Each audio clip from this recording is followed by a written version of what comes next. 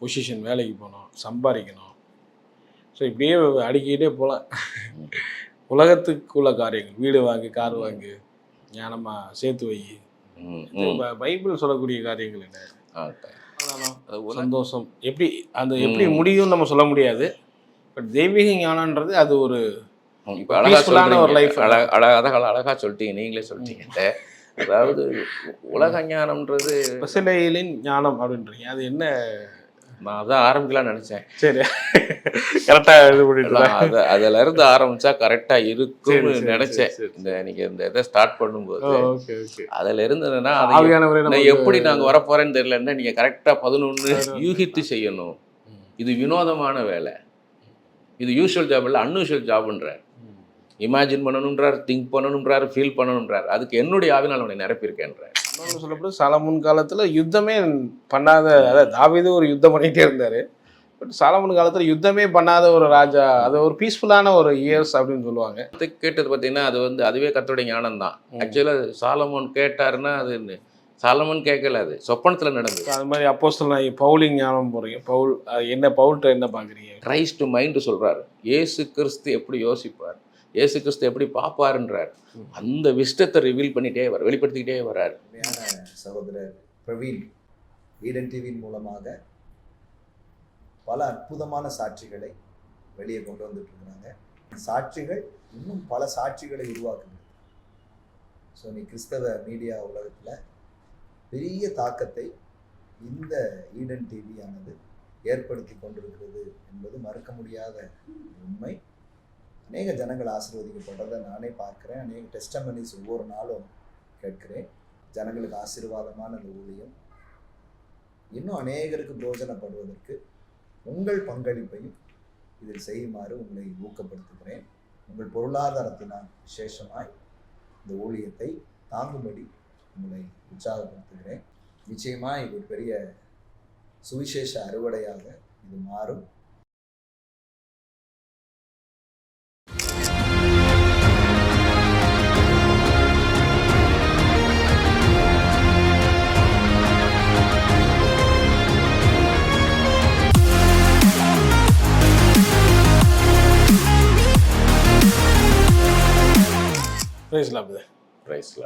நல்லா இருக்கீங்களா? ஸோ நிறைய காரியங்கள் குறித்து நம்ம பேசிகிட்டே வரோம். ஸோ புதுசாக பார்க்குறவங்க, ஸோ யார் இந்த பால்ராஜ் கென்னடி அப்படின்னா அதை பற்றியான வீடியோ டிஸ்கிரிப்ஷனில் லிங்க் கொடுத்துருப்போம். ஸோ அந்த பார்ட்டுகள், அதே மாதிரி பரிசுத்தாவின் வரங்களை குறித்தும் 9 வரங்களை குறித்தும் பேசியிருக்கிறீங்க. ஸோ ஒரு புஸ்தகமாக நீங்கள் வெளியிட்டிருக்கிறீங்க. அதை குறித்து கிட்டத்தட்ட 600 பக்கம், 16 வருஷங்கள் இதுக்கான இது இருக்குது. ஸோ அதனால் இந்த புஸ்தகம் வேணுங்கிறவங்க உங்களை கான்டெக்ட் பண்ண தெரியும். ஸோ அடுத்த இன்னொரு புஸ்தகம் எனக்கு ரொம்ப ஆச்சரியமாக இருக்குது, ஞானம். இதை குறித்து எனக்கு பேச போகிறோம்னு நினைக்கிறேன். இதுவும் கிட்டத்தட்ட ஒரு 520 பக்கம் இல்லை? ஞானம்ன்ற விஷ்டம்ன்றது ரொம்ப முக்கியமான 20 வருஷமானது. 20 வருஷமானது ஞானம். அப்படிங்கும்போது என்ன, இதை பற்றி நம்ம பேச போகிறோம் இந்த எபிசோடில். நீங்கள் சொல்லுங்கள், ஞானம்ங்கிறது எப்படி உங்களுக்கு தோணுச்சு இதை ஒரு புத்தகமாக எழுதலாம் அப்படிங்கிறது? இப்போ எந்த வேலையை செஞ்சாலுமே சிறப்பாக செய்யணும்னு நினைக்கிறோம். Okay okay. சமைக்கிறதா இருக்கட்டும், பாடுறதா இருக்கட்டும், மியூசிக் வாசிக்கிறதா இருக்கட்டும், பேசுகிறதா இருக்கட்டும், பெஸ்ட்டாக பண்ணணும்னு நினைக்கிறோம். ஏதோ ஏதோ பண்ணிட்டு போவோன்னு நினைக்கல. ஒரு வயலின் வாசிக்கிற வந்து ஏதோ ஒரு வயலின் வாசிப்போன்னு நினைக்கல. பாடுற வந்து ஏதோ சும்மா ஏதோ பாடிட்டு போகணும்னு நினைக்கல. நல்லா பாடணும், சிறப்பாக பாடணும்னு நினைக்கிறான். அப்போ அதுக்கு ஞானம் அவசியம். ஓகே. ஸோ அந்த ஞானம்ன்றது பைபிளில் நிறைய விஷயங்கள் கொடுக்கப்பட்டிருக்கு இல்லை? பொதுவாகவே வந்து அந்த வேர்டு யூஸ் பண்ணுறதுனால ஏன் ஞானமாக பல பேசு, ஞானமாக பழகு, எதுவுமே ஞானம், என் கர்த்தர் ஞானம் கொடுத்துருக்காரு அப்படிங்கிறதுலாம் காமன் வேர்டு. ஸோ நீங்கள் இதை எப்படி பார்க்குறீங்க? இந்த ஞானம்ன்ற பைபிளுக்குள்ள ஞானம் எப்படி பார்க்குறீங்க? நீதிமொழிகள் முழுக்கவே ஞானம்தான். மூடத்தனமாக இருக்கக்கூடாது, ஞானமாக இருக்கணும்ட்டு. வெள்ளியை காட்டிலும் பொன்னை காட்டிலும் முத்துக்களை பார்க்கிலும் விலையேறப்பட்டது ஞானம் பார்க்குறோம். எண்ணத்தை சம்பாதித்தாலும் ஞானத்தை சம்பாதின்ற. இப்போ அது ஆண்டவருடைய வார்த்தை, அது சாலமோன் சொன்னதில்லை, அது ஆண்டவர் நமக்கு சொல்கிறது. இன்னொன்று சொல்கிறாரு, நீ ஞானமாக இருந்தால் நான் சந்தோஷப்படுவேன்ற. உன்னுடைய இருதயம் ஞானமுள்ளதாக இருந்தால் என் இருதயம் கழிகூறுன்ற. ஆண்டவர் நம்ம ஞானமாக இருக்குன்னு நினைக்கிறேன். ஸோ இந்த ஞானம்ன்றது உலகத்தில் நிறைய காரியங்களை குறிப்பிடுது. இப்போ நீங்கள் உலகத்தில் வந்து பார்த்தீங்கன்னா நல்லா படிக்கணும், நல்ல பொசிஷன், வேலைக்கு போகணும், சம்பாதிக்கணும். ஸோ இப்படியே அடுக்கிக்கிட்டே போகலாம். உலகத்துக்குள்ள காரியங்கள், வீடு வாங்கு, கார் வாங்கு, ஞானமாக சேர்த்து வை, பைபிள் சொல்லக்கூடிய காரியங்கள் என்ன? அது உலக ஞானம்ன்றது இயற்கை எல்லாருக்கும் கிடைக்கிறது. பிறக்கிற எல்லா மனுஷனுக்குமே இதை எப்படி வைக்கணும், இப்போ இந்த டம்ளர், கண்ணாடி டம்ளர், இந்த கண்ணாடி டம்ளர் எப்படி ஹேண்டில் பண்ணணும், இதே ஒரு மெட்டல் டம்ளர்னால் அதை எப்படி ஹேண்டில் பண்ணணும், ஒரு பிளாஸ்டிக்னு எப்படி ஹேண்டில் பண்ணணும் அப்படின்றது உலக ஞானம் இயற்கையாக எல்லாருக்குமே உள்ளது. தெய்வீக ஞானம்ன்றது ஆண்டு கொடுக்குற ஞானம். அது ரெண்டு. அது எதை நோக்கி ட்ராவல் பண்ணுது தெய்வீக ஞானம்ங்கிறது? உலக ஞானம்ன்றது நம்ம அறிவின்படி செயல்படுறது. ஞானம் அப்படின்னாலே நம்ம அறிவை எப்படி பயன்படுத்துகிறோம்ன்றது. நம்ம ஒன்று அறிந்து வைத்திருக்கிற ஒரு காரியத்தை அதை நம்ம எப்படி பயன்படுத்துகிறோம் அதுதான் ஞானம். அதிக அறிவு ஞானம் கிடையாது. மோர் knowledge is not wisdom. How you use your knowledge. நம்ம அறிவை எப்படி பயன்படுத்துகிறோம். ஒரு பாட்டை நீங்கள் எப்படி பாடுறீங்க, ஒரு மியூசிக் இன்ஸ்ட்ருமெண்ட்டை நீங்கள் எப்படி ப்ளே பண்ணுறீங்க, அது நாலேஜ் வந்து ப்ளே பண்ணுறது. அது ஒரு பியானோ ப்ளே பண்ணுறீங்க, வயலின் ப்ளே பண்ணுறீங்க. ஆனால் ஞானம்ன்றது அதை எப்படி நீங்கள் பயன்படுத்துகிறீங்க. ஒரு குழம்பு வைக்கிறாங்கன்னா, மீன் குழம்பு வைக்கிறாங்கன்னா அது அவங்க எப்படி செய்கிறாங்க, அதான் ஞானம். இல்லை அது உலக ஞானம். ஆமாம். இது நானாக செயல்படுறது, நம்ம சுய அறிவை நம்ம பயன்படுத்துறோம். தெய்வீகங்கிறது எதை நோக்கி ட்ராவல் பண்ணுது? தெய்வீக ஞானம் எப்படி கேட்டிங்கன்னா, இப்போ இந்த நான் என் அறிவின்படி ஒரு காரியத்தை பார்க்கறது வேற, கர்த்தர் சொல்லி அந்த காரியத்தை பார்க்கறது வேற. நான் என்னுடைய சுய சித்தத்தை செய்யலாம், நான் சுயமாக ஒரு விருப்பத்தை நான் செய்யலாம், இப்படி பண்ணலாம் அப்படி பண்ணலாம்னு சொல்லிட்டு அது ஆண்டவர் சொல்லி செய்யும்போது தேவ சித்தம், தேவ ஞானம். வேத புத்தகம் மூலமே தேவ ஞானம் தான். Okay okay. சமாதானம், சந்தோஷம் எப்படி முடியும்னு நம்ம சொல்ல முடியாது. பட் தெய்வீக ஞானன்றது அது ஒரு இப்போ அழகான ஒரு லைஃப். அழகாக சொல்லிட்டீங்க, நீங்களே சொல்லிட்டீங்க. அதாவது உலக ஞானம்ன்றது நம்ம ஒரு சிறப்பாக செய்யணும், இந்த காரியத்தை செஞ்சிடணும், இதை செஞ்சுருவோம் அப்படின்னு தான் நினைப்போம் இல்லையா.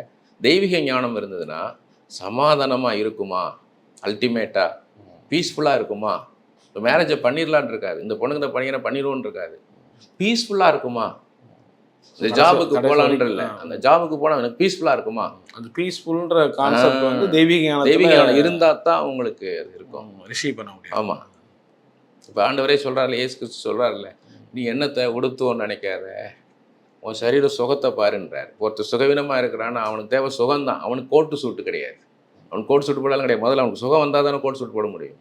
அது மாதிரி நான் எப்படி வாழ போகிறேன், என்னத்தை பண்ண போகிறேன்னு நினைக்காத, நீ ஜீவனோடு இருக்கேன்றார். ப்ரையாரிட்டி. அப்போ எது நமக்கு முக்கியம்? அந்த சுகம்தான் முக்கியம், ட்ரெஸ்ஸு முக்கியம் கிடையாது. நம்ம அப்படி சாதி எது செஞ்ச வேலைக்கு போயிடலாம், அங்கே வேலைக்கு போயலாம், இப்படி சேர்த்து வச்சிடலாம் நினைக்காது. முதல்ல உயிரோடு இருக்கிற பாரு, அதை பாரு முதல்லன்றார். ஸோ அப்போ ஆண்டவர் வந்து நமக்கு அதை கற்றுக் கொடுக்குறார். அந்த தெய்வீக ஞானம் அங்கேருந்து கிடைக்கிது, அவர்கிட்டருந்து கிடைக்கிது. ஸோ இந்த ஞானம், தெய்வீக ஞானத்தை குறித்து ஒரு 70 சாப்டர் இதுக்குள்ளே இருக்குது. ஒவ்வொன்றுக்கும் ஒரு தலைப்பு கொடுத்துருக்குறீங்க. ஸோ அதை குறித்து அப்படி போனால் நல்லாயிருக்கும்னு நினைக்கிறேன், வியூவர்ஸ் கொண்டு போகலான்னு நினைக்கிறேன். ஃபஸ்ட்டு ஞானத்தின் அவசியம் அப்படிங்கிறதுலேருந்து ஆரம்பிக்குது ஒரு சாப்டர் வந்து. அதே மாதிரி ஞானத்தின் மீது வாஞ்சையும் தாகமும் 3வது பாயிண்ட்டு அப்படி வருது. ஸோ நான் என்ன தெரிஞ்சுக்கொள்ள விரும்புகிறேங்கிறத உங்கள்கிட்ட கேட்டால் கொஞ்சம் நல்லாயிருக்கும்னு நினைக்கிறேன். ஸோ இதில் வந்து பார்த்தீங்கன்னா, ஸோ 11 பெசலேயலின் ஞானம் அப்படின்றீங்க, அது என்ன? நான் அதான் ஆரம்பிக்கலாம்னு நினச்சேன். சரி, கரெக்டாக இது பண்ணிட்டு அதில் இருந்து ஆரம்பித்தா கரெக்டாக இருக்கும்னு நினச்சேன். நீங்கள் இந்த இதை ஸ்டார்ட் பண்ணும்போது அதில் இருந்ததுன்னா நான் எப்படி நாங்கள் வரப்போகிறேன்னு தெரியலன்னா நீங்கள் கரெக்டாக 11 அது 11 எனக்கு தெரியாது தானே. ஆசாரிப்பு கூடத்தை செய்யணும். அப்போ மோசைட்ட ஆண்டவர் சொல்லிட்டார், இந்த ஆசாரிப்பு கூடத்தை எப்படி செய்யணும், வெளிப்பிரகாரம் எப்படி இருக்கணும், உள்பிரகாரம் எப்படி இருக்கணும், மகா பரிசுத்த ஸ்தலம் எப்படி இருக்கணும், எல்லாம் சொல்லிட்டார். சொல்லிட்டு இப்போ மோசை செய்யணும். அடுத்து ஆண்டவர் சொல்கிறாரு, உன்னை சுற்றி புருஷர்கள் 6 லட்சம் பேர் இருக்கான், அதில் யாரை வச்சு செஞ்சிடாத, ஆல்ரெடி ஒருத்தனை நான் தெரிந்தெடுத்து வச்சுருக்கேன், அவன் பேர் பெசலேயேல். ஓகே. ஏன்னா இதை யோசித்து செய்யணும், யூகித்து செய்யணும். இது வினோதமான வேலை, இது யூஷுவல் ஜாப் இல்லை, அன்யூஷுவல் ஜாப்ன்ற. இமேஜின் பண்ணணுன்றார், திங்க் பண்ணணுன்றார், ஃபீல் பண்ணணுன்றார். அதுக்கு என்னுடைய ஆவினால் அவனை நிரப்பியிருக்கேன்றார். ஓகே. அப்போ மோசே வந்து சொல்லும்போது அவன் அண்டர்ஸ்டாண்ட் பண்ணுறான். அதை இந்த யாத்திரா 31ஆம் அதிகாரத்தில் இருக்குது. அவன் வந்து அது வினோதமான வேலை, எல்லாரும் செய்ய முடியாது. அவனுக்கு கொடுக்கப்பட்டிருக்கு அந்த ஞானம், அதை அண்டர்ஸ்டாண்ட் பண்ணணும். மோசே சொல்கிறத அண்டர்ஸ்டாண்ட் பண்ணி அவனுடைய எதிர்பார்ப்பை புரிஞ்சு அதை செய்யணும், இமேஜின் பண்ணணும். இமேஜின் இப்போ திங்க் பண்ணுறதுன்னா, இப்போ இது எப்படி பண்ணலான்னு ப்ரெசென்ட்டில் திங்க் பண்ணுறது. இமேஜின்றது இது எப்படி போய் முடியும், இப்படி செஞ்சால் இது எப்படி போய் முடியும், இப்படி வெட்டினா அது எப்படி போய் முடியும், இப்படி கட்டினா அது எப்படி போய் முடியணும், பின்னாடி நடக்க போகிறதும் யோசித்து அது கலாபூர்வமாக செய்கிறது. இப்போ 2 விதத்தில் ஞானம் செயல்படும். ஒன்று டே டு டே லைஃப் நம்ம வாழ்கிறது, இன்னொன்று ஆர்டிஸ்டிக் வேலை பார்க்குறது. இப்போ பெயிண்ட் பண்ணுறாங்க, பெயிண்டிங்கிறது சாதாரண வேலை கிடையாது. ஒரு செங்கலை வச்சு செங்கல் கட்டுறது யாருனாலும் பண்ணலாம். ஆனால் ஒரு பெயிண்ட் பண்ணுறது எந்த கலர் வச்சு எந்த கலர் பண்ணணும், எந்த ப்ரஷ்ஷை வச்சு பண்ணணும், அப்போ எந்த கலர் மிக்ஸ் பண்ணால் அது எப்படி வரும், அந்த ஹார்மனி, இதெல்லாம் இமேஜின் பண்ணி பண்ணுறது, அது ஃபீல் பண்ணி பண்ணுறது. ஸோ அதுதான் அங்கே பெசலியல். ஸோ அந்த ஞானம் அவருடைய ஞானம். இதில் என்ன குறிப்பிட வர்றீங்க? ஞானத்தில் குறைவில் இருந்தால் யாவருக்கும் சம்பூர்ணமாய் கொடுக்கிறவரும் ஒருவரையும் கடிந்து கொள்ளாம கத்திரிடத்தில் கேட்க கடவுன்னு இருக்கு, யாக்கோபுல சொல்றாரு. அப்போ ஞானத்தை கேட்டு பெற்றுக்கொள்றாரு. சாலமோனை குறித்து நம்ம எல்லாருக்குமே தெரியும். சாலமோன்ட்ட வந்து என்ன பண்றாரு, நீ விரும்புகிறத கேள்னு கேட்டார் ஆண்டவர்.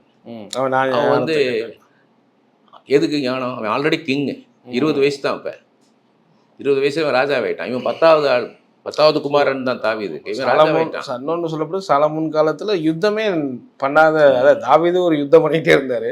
பட் சாலமோன் காலத்துல யுத்தமே பண்ணாத ஒரு ராஜா, அது ஒரு பீஸ்ஃபுல்லான ஒரு இயர்ஸ் அப்படின்னு சொல்லுவாங்க. ஒரு ஞானமான இருந்தான். அதுதான் நிறைய நாடுகள்ல பெண்களை கல்யாணம் பண்ணிட்டு வந்தாங்க அப்படிலாம் சொல்றாங்க சில கருத்துக்கு பாயிண்ட் எல்லாம்.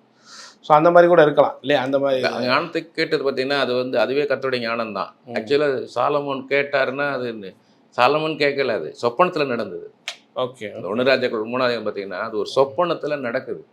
யோசித்து பாருங்க, ஒரு நாள் காலையில் வந்து சாலமோன் ராஜா வந்து உட்காந்துருக்காரு, எல்லா சபை கூடுது. நேற்று நான் வந்து ஒரு ட்ரீம் பார்த்தேன், அந்த ட்ரீமில் ஆண்டவர் வராரு, நான் அவர்கிட்ட என்கிட்ட கேட்குறாரு விரும்புகிறத கேள்னு, நான் ஞானத்தை கேட்டேன், அது அவருக்கு பிரியமாக இருந்தது. இது எவ்வளோ நடக்குது, ட்ரீமில் நடக்குது, சொப்பனத்தில். அப்போ ஆண்டவர் வந்து இவர் காமிச்சிருக்காரு ஞானத்தை பெற்றுக்கொள்ளுன்ட்டு. Okay okay. ஞானத்தை அது நமக்கு பாடம். அது நீ அந்த ஞானத்தை, ஏன்னா அவர் ஆல்ரெடி கிங்கு, பெஸ்ட்டு கிங்காக இருக்கணும்னா நீங்கள் ஞானம் வேணுன்றது தான்.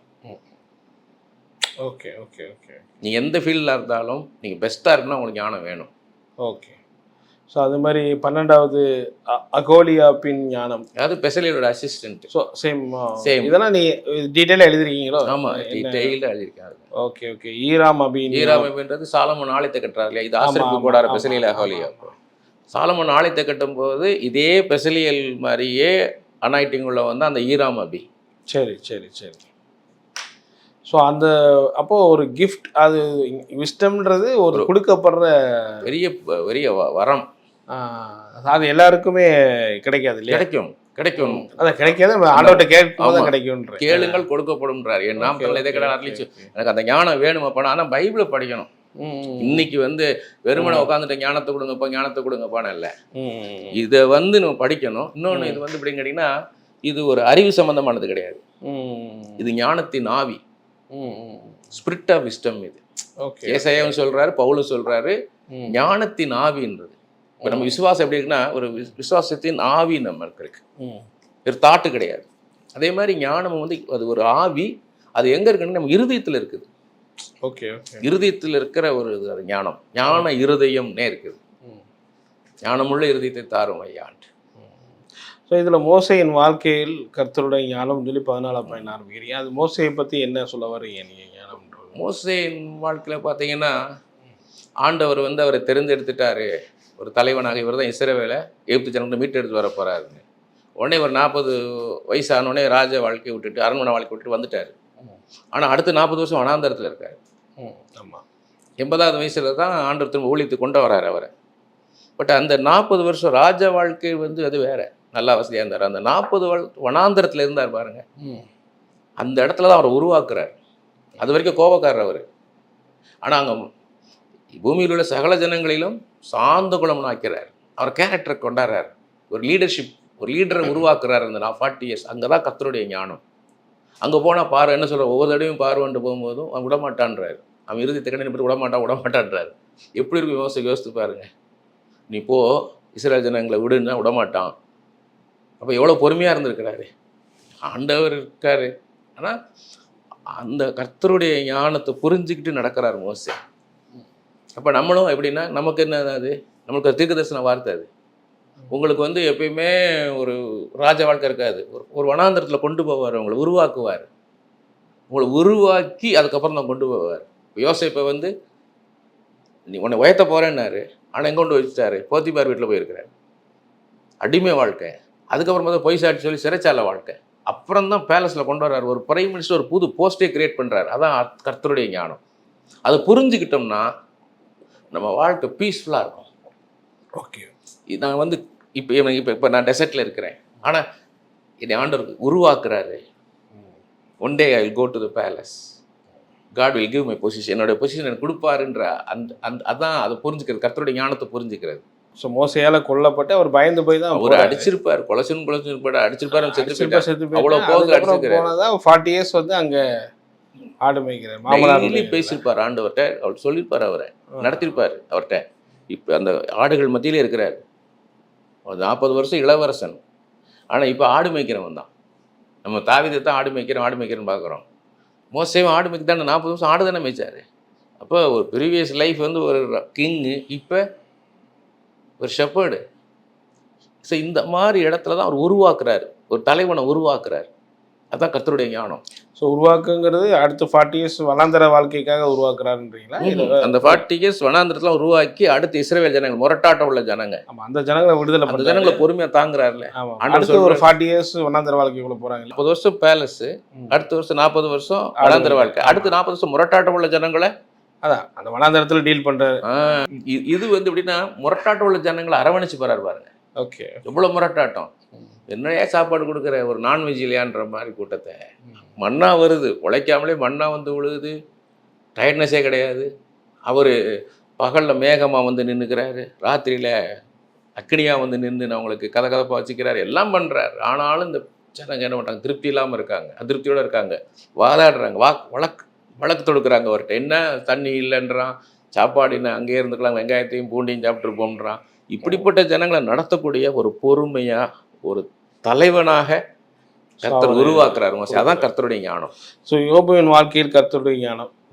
யோபுலேருந்து என்ன சொல்ல வரும்? யோபு பார்த்தீங்கன்னா, யோபு வந்து ஆண்டவரே அவன் நல்லவன், சன்மார்க்கன், கர்த்தருக்கு பயந்தவன் அப்படிலாம் சொல்கிறாரு. இதெல்லாம் ஒய்ஃப் கேட்டு தானே இருந்திருப்பாங்க. வாழ்ந்த வாழ்க்கையெல்லாம் யோபு பண்ணி பார்த்துருப்பாங்க. ஃப்ரெண்ட்ஸு யாருமே அண்டர்ஸ்டாண்ட் பண்ணலை யோபு. 3 பேர் வராங்க, ஒருத்தர் 4வது ஒருத்தர் வரான், 4 பேருமே யோபு அண்டர்ஸ்டாண்ட் பண்ணலை. அவனை தப்பாக தான் பேசிக்கிட்டு இருக்காங்க. கூட இருக்கிற மனைவி கூடவே அவன் வாழ்க்கையை பார்த்து அவள் சாட்சியாக இருக்க வேண்டியவா, என்னையா ஆண்டவர்ன்ற, ஆண்டவரே இல்லைன்னு சொல்லியா, எதுக்கே உயிரோட வாழ்க்கை செத்து போயான்றா. அவள் இப்படிலாம் இருக்கும் வாழ்க்கையில். ஆனால் ஆண்டவர் எப்படி நடத்துகிறார்னா, அந்த யோபு அதன் மத்தியிலையும் அதை வித்ஸ்டாண்ட் பண்ண வைக்கிறார் யோபு. அதில் பார்த்தீங்கன்னா யோபு வந்து ஒரு பக்கம் புலம்புறாரு, ஒரு பக்கம் விசுவாசமாக கொன்று ஓட்டால் நகத்தை நம்பி வைப்பேன், என்னை சோதித்துப்பேன், பொண்ணாக விளங்குவேன் அப்படிலாம் பேசுகிறாரு. இன்னொரு பக்கம் இந்த மாதிரி ஒரு மனுஷன் பிறக்கவே கூடாது, அது கருவழிந்த பிண்டம் வாசின்றார், என் துக்கத்தை அளந்த மணலை பார்க்கலாம் அதிகமாக இருக்கும்ன்றார். அதை எதுக்கு சொல்கிறாருன்னா, ஸ்பிளிட் பர்சனாலிட்டி கிடையாது. ஒரு மனுஷன் இருந்தால் அவனுக்கு துக்கம் இருக்கும், சோர்வு வரும், ஆனாலும் கர்த்தரை சார்ந்து வாழணும். அதில் வந்து யோபு நிறுத்துறார். ஓகே ஓகே, கர்த்தருடைய ஞானம் அது. நீங்கள் வந்து என்ன இழந்து போனது போல தெரியும், உங்களை சுற்றி இருக்கவங்களாம் மிஸ் அண்டர்ஸ்டாண்ட் பண்ணாலும் கர்த்தர் உங்களை புரிந்து வைத்திருக்கிறார்ன்றது அங்கே கர்த்தருடைய ஞானம். ஓகே ஓகே, இது நமக்கு ப்ராஃபஸி. அது பைபிள் வந்து முழுக்க எல்லாமே நமக்கு தீர்க்கதரிசன வார்த்தை. ஸோ அதில் வந்து அந்த எப்படி அவங்க ஹேண்டில் பண்ணாங்க, அந்த இடத்துல ஆண்டோட ஞானம் எப்படி வெளிப்பட்டுச்சு. ஸோ அதை போல் நம்ம வாழ்க்கைக்கும் அதை எடுத்துக்கணும். அந்த மாதிரி ஒவ்வொரு காரியத்தை குறித்து நீங்கள் பேசிட்டு நிறைய பேருடைய வரிசையாக போட்டிருக்கீங்க. அபிகாலின் ஞானம் போட்டிருக்கீங்க, முக்கியமானது. அபிகாயிலின் ஞானம்ன்றது அந்த 1 சாமுவேல் 25 அதிகாரத்தில் கணவன் வந்து குடிகாரன், முரடன், திராகிதன், நாபால். இவ மகா புத்திசாலி, அவனோட வாழ்க்கை நடத்துகிறான். ஆண்டவர் வந்து அந்த மாதிரி வரைச்சிருக்கார், அமைதியாக இருக்கிறான். சாப்பாடு வந்து இவனுடைய ஆடுகளை வந்து மயிர் கத்தரிக்கிறான். இவனுடைய ஆடுகளெல்லாம் அங்கே மேய்க்க போன இடத்துல திருடிங்க திருடாமல் தாவீது உடைய ஆட்கள் வந்து பாதுகாத்துக்கிட்டு இருக்காங்க. அவங்க எதையும் திருடலைவன்ட்டு இருந்து மற்ற திருட வந்தவன்ட்டு இருந்து காப்பாற்றி வச்சுருக்கிறாங்க.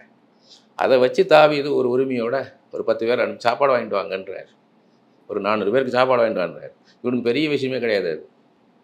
ஆனால் அவன் என்ன பண்ணிட்டான், சீறி பாஞ்சிட்டான். யாரா அது, எல்லா பேரும் தான் ஓட்டிட்டு வராங்கடா வேலைக்காரங்க எத்தனை பேர் எஜமான விட்டு அப்படின்னு சீறிட்டான்.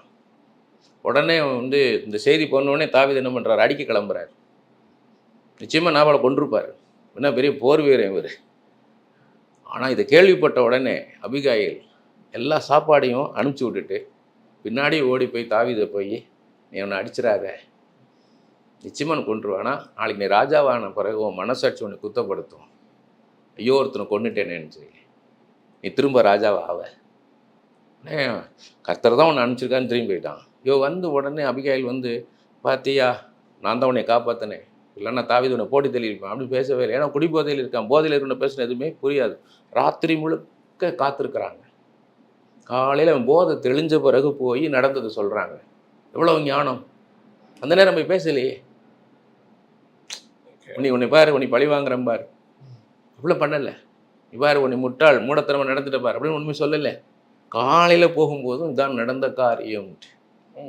அப்போ ஒரு புருஷன்ட்ட எப்போ பேசணும், எப்போ பேசக்கூடாது, இதெல்லாம் மனைவிமார்களுக்கு ஸ்திரீகளுக்கு பாடம் அது. ஓகே ஓகே அந்த பொறுமையை சொல்லலாம்.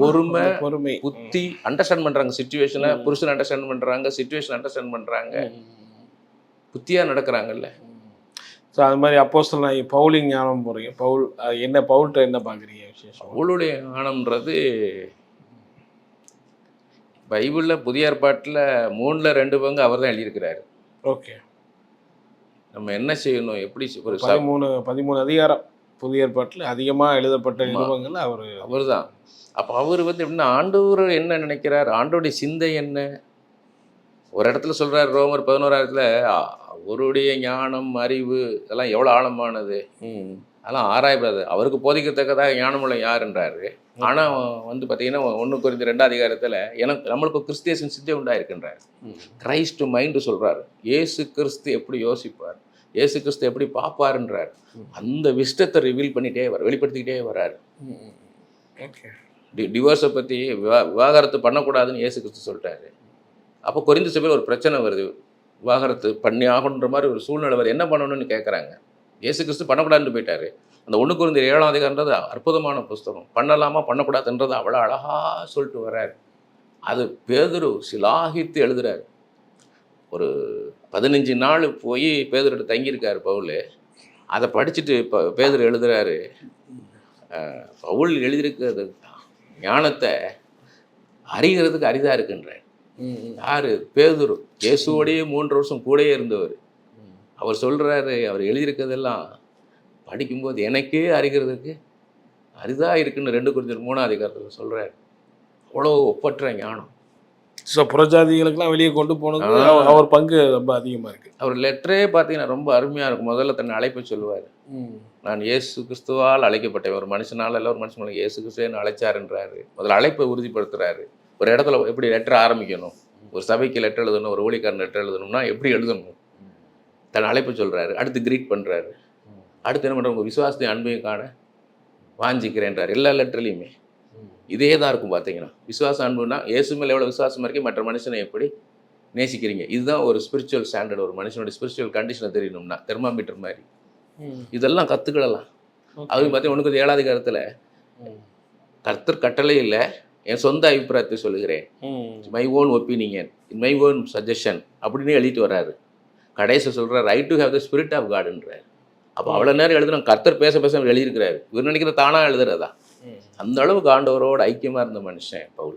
ஸோ அதெல்லாம் உங்களுக்கு பெரிய ஒரு இதை படிக்க அவங்க ஆண்டோட ஞானத்தை அண்டர்ஸ்டாண்ட் பண்ணுறது கொடுக்குது இல்லையா?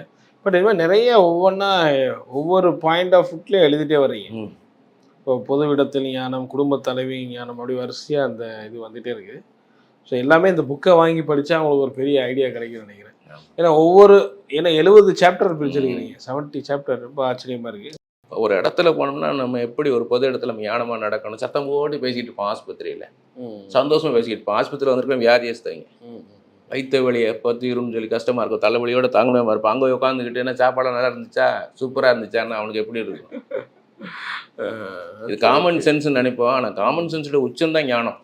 ஸோ இதில் நிறைய இது கொடுக்கும்போது நீங்கள் நீதிமொழிகள் எடுத்து இது பண்ணியிருக்கீங்க. நிறைய நீதிமொழிகள், பிரசங்கி அதில் நிறைய எடுத்துருக்கீங்க. பிரசங்கி இது. Okay okay okay. ஏன்னா நிறைய வருது. எப்படி பார்த்தீங்கன்னா நீங்கள் 45 ஞானத்தை கற்றுக்கொள்ளுங்க, நேரத்தை திட்டமிடுதலில் ஞானம், இதெல்லாம் எப்படி என்ன? டைம் மேனேஜ்மெண்ட் வேணும். இப்போ நீங்கள் ஒரு இடத்துக்கு நான் வரேன்னா, நீங்கள் எனக்கு சொல்லியிருக்கீங்க, உங்கள்கிட்ட கேட்குறேன், நான் எத்தனை மணிக்கு உங்களை பார்க்கலாம் பிரதர்னு, காலைல 10 மணிக்கு வந்துடுங்க. எனக்கு நான் என்ன பண்ணணும்னா, எனக்கு டிராஃபிக், எனக்கு லேட் ஆகுது டிராஃபிக்னாலனா நான் உங்களுக்கு மெசேஜ் பண்ணணும், பிரதர் எனக்கு கொஞ்சம் லேட் ஆகுது அப்படின்னு சொல்லணும். எத்தனை மணிக்கு ரீச் ஆவேன்னு சொல்லணும். உங்கள் டைம் முக்கியம். அப்போ உங்களுக்கு என்ன ஆகும்? அப்போ 10 o'clock இல்லை, அப்போ ஒரு 10:20 ஐ வில் ரீச்.